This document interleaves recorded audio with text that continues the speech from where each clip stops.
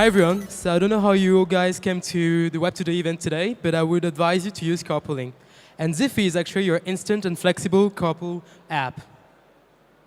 So we're the second largest carpooling company. We've started in India, and then we went to Ireland, Germany, and we've just arrived to France. Our app basically makes carpooling easier and simpler. We help daily commuters to go to work every day by sharing their own car with others. And that way they will cut their transportation costs, their CO2 emissions, and finally they will reduce urban congestion. Basically we make commuting smarter. It is low cost since you can split your fuel costs. It is eco-friendly because you'll split your emissions of CO2. And finally, it is an experience by itself since you get to meet new people and make new friends.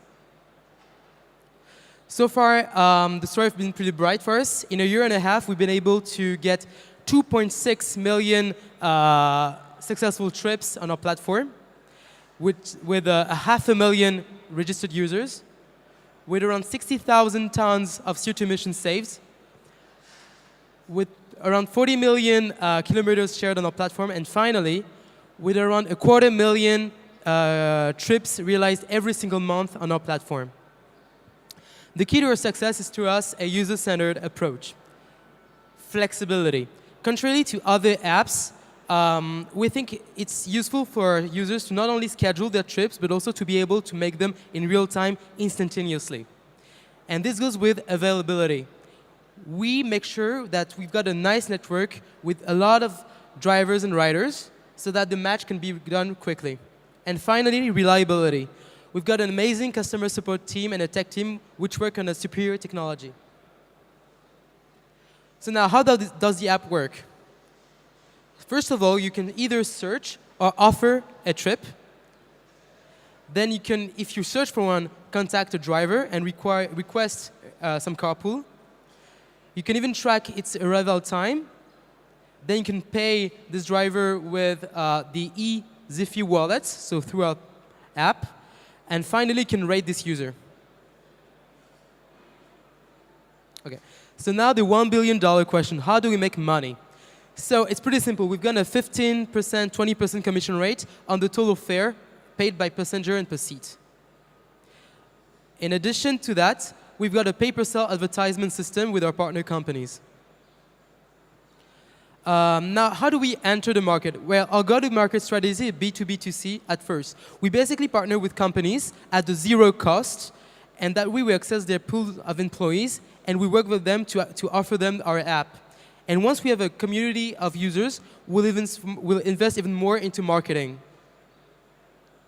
So far, we're delighted to have many partners in the world, and those are only a few of them.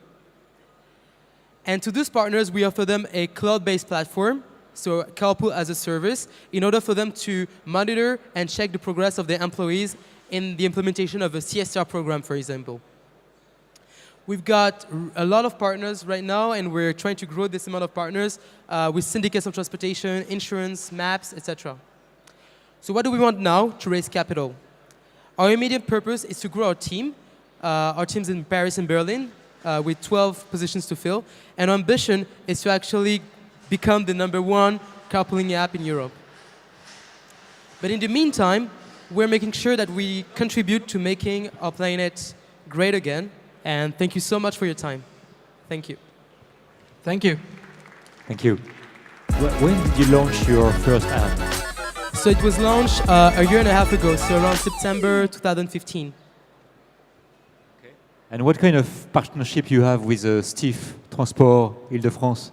Okay, so for Steve, at the moment, it's in progress. We're working with them because they're working on making carpooling easier in mobility in the Paris region. What is your biggest challenge right now, apart from raising money? I would say it's really to start all over again in France, because we've already had some experience in other countries, being one of the leaders in India and then to Ireland, to Germany. And we've just arrived to France maybe around 2 months ago. And so now it's to start all over again. So I guess that's our challenge, to really contact new companies, to talk to users in France. So today, when you launch a city or you are starting by companies, so it's for, you are finding some partner on asking to the employee to use your app? Yeah, exactly. So basically our strategy is, of course, it's a B2C in itself, like app. So we talk to users. But to enter the market, it's easier to actually talk to organizations and companies to ask them if they want to partner with them as part of, for example, a CSR, like corporate social responsibility program. And if they want to do so, we access the pool of employees and we offer them the app. And for a city like Nantes, how many companies do you need to enroll in your system, in your platform? In Nantes, if we As can, an example.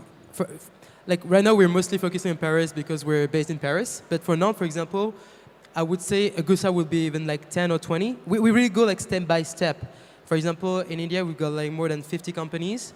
Then we're trying to do the same in all cities and countries. Do you have more like like every day of work type of transportation, or is it always like just on the spur of the moment? Because you've been talking about availability and real time, so I want to hear about that. All right. So like other carpooling apps, we of course let our users schedule their trips. But what we also do is that we let them do it instantaneously. So some would rather schedule it like a few days before, or even like make it a regular plan, and others would like to do it like in the instant if they need it at this moment. So for example, since we've got like more than 500,000 users, especially in India, if we take this example, then we can do so. All right. No more question? Okay. Thank you, Cédric. Thank you very much.